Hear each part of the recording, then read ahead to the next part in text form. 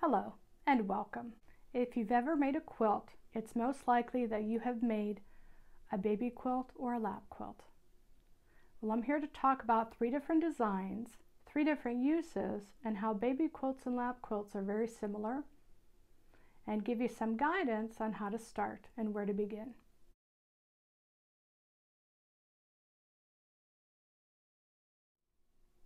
My name's Angela Davis, and I'm the 4M Quilter. Thank you for joining me today. And if you've never been to my channel, welcome.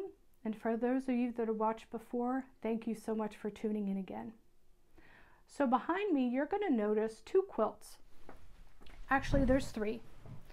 There's the red and blue, predominantly red and blue. There's a maroon with a small pink flower. And then there's a variegated floral. Each one is a different design, but they're very similar in type. I changed positions a little bit and I hung up the red and blue quilt on this side of the wall so that you can see it a bit better. So as I was saying, if you've been quilting for a long time, you've probably made at least 1 or 2 baby quilts along the way and some lap quilts along the way. If you've never made a baby quilt or a lap quilt and you're a beginner or even a novice, this is a great way to practice basic skills, basic construction, and it gives you a great sense of satisfaction because they work up very quickly. They also serve a very important function that large bed quilts don't always afford you, and that is just being able to sit on the couch or a chair and read, watch TV, relax, have your tea, have your coffee, unwind at the end of the day or start your day. They also serve multiple purposes. So my suggestion is, if you haven't made one in a while, go back to the basics and make one. It's extremely satisfying. Number 1, they work up quickly. Number 2, it's a great way to dig into your stash. And let's say you only have a yard of 2 or 3 colors. You know, these quilts took probably 3/4 of a yard to a yard of each color to create. And I believe this one behind me, the purple pastels, took even less than that. The purple was a scrap and the green was a scrap. And the floral, I had about 1.5 yards.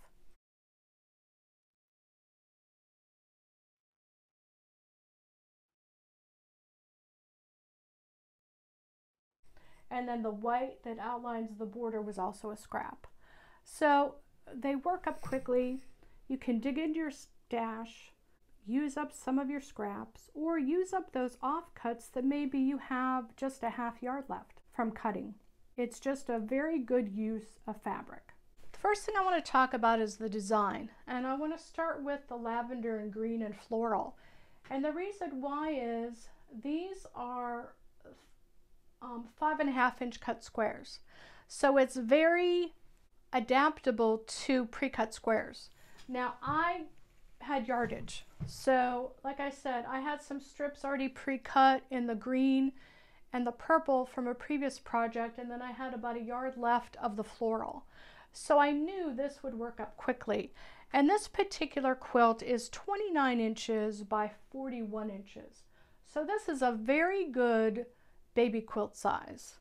And the advantage of this size is it's not so cumbersome that when you take the baby somewhere, you can't fold it up easily.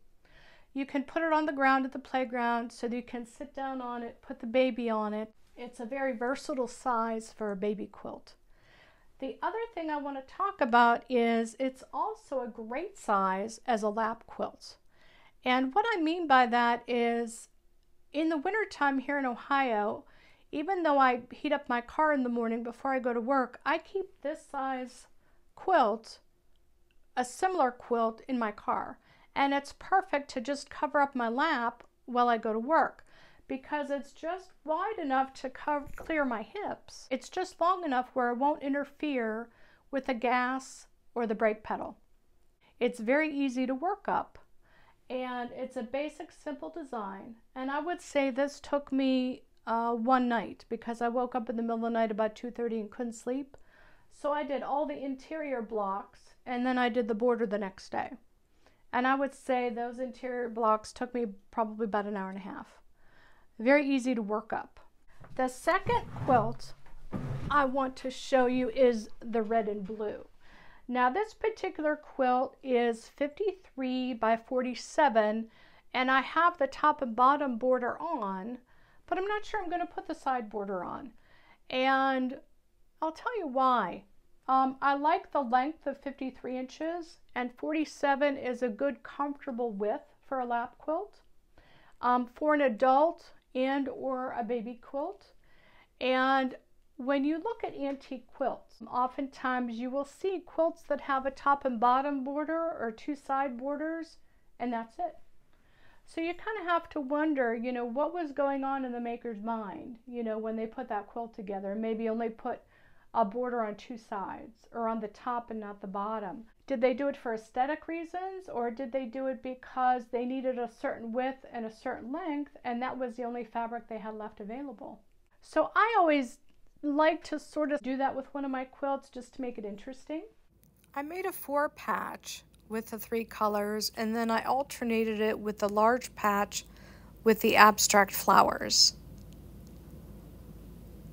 And I felt that this color combination lended itself well to this particular pattern. This pattern I did in a descending vertical row. Because of its size, you can use a crib size batting. This one will not work with a crib size batting because the average crib size batting is 40 inches by 60 inches. So you might... On this one, you'd have to upgrade to a twin size batting, and also on the maroon and pink one, a twin size batting because their width is more than 40 inches. This quilt right here, the maroon and the pink, this pattern is a square and a square, and this one works up very quickly. I did this morning, and I started at about 4:30 in the morning, and I took breaks in between, and I finished it about 11. This one is 48 inches square. I'm not going to put a border on it, even though I could, because again, this one is a great crib size quilt and or lap quilt. And again, it's good for if you're sitting on the couch, stretching out your legs, or if you're sitting in your easy chair at the end of the day and you're watching TV or a movie or you're reading, something of that nature. And it's also great as a baby quilt because it's not so cumbersome that it becomes difficult to carry with you to the park or the game, to watch older siblings or to watch cousins play sports or to meet at a family function.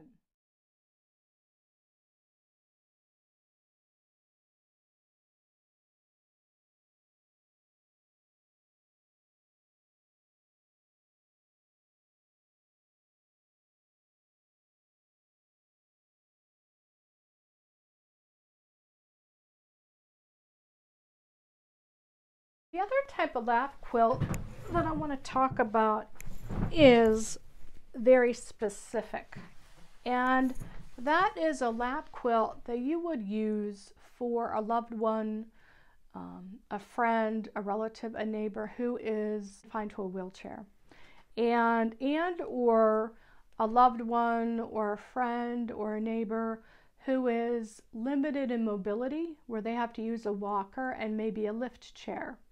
In those two types of situations, you would want to keep the quilt just wide enough to cover their hips. So in this situation, this would work very well, 29 inches in width, and then just long enough to cover the tops of their shoes. And in that way, it keeps their legs warm and it won't interfere with the chair lift when the lift is rising and when the lift is descending into a sitting position, or interfere with the wheels in the front or the sides of a wheelchair. That's another consideration you want to think about when making a lap quilt for a loved one who does have limited mobility. What are their specific limitations and what is their situation? So that's another big consideration when making a lap quilt. Who is the recipient? what is the function of the quilt, and how will it best serve the purpose of the recipient in order to keep their legs warm. How will it work when you're carrying the baby from place to place in the carrier? Do you want something this size where you can lay the baby out, or do you want something half this size where you just want it to cover the baby while the baby's in the carrier? So I would say the most important factors to consider when making a baby quilt or a lap quilt: what is the specific function, who's the recipient, and what are their activity levels? What are their limitations, and how are they going to be using it within the framework of their lifestyle? So those are the types of things you want to consider when making a baby quilt or a lap quilt. If you've never made one and you're a beginner, these are great. It's a great opportunity to do an accurate quarter and seam allowance, pressing skills. Are you going to be hand quilting it? I would say no.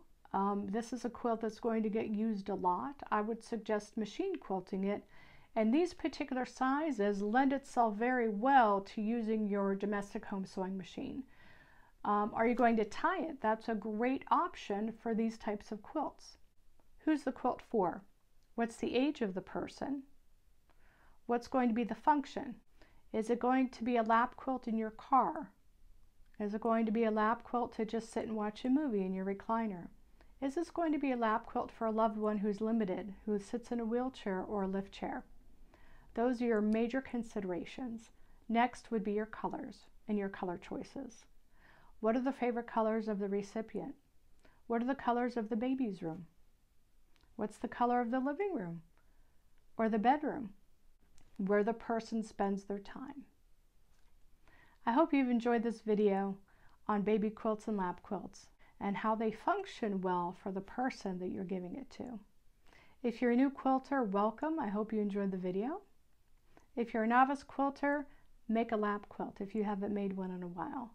They're quick, they're easy, and they're very satisfying. And I'm sure you know someone who could use a lap quilt, even if you just make one for yourself. My name is Angela Davis, where I share, care, and create with you. I hope you enjoyed this video. Give it a thumbs up, a like. I really enjoy your comments. Leave me a comment. Subscribe if you haven't subscribed so that you can see my next video. And from me to you, here's a little hug. And remember, why sleep when you can sew?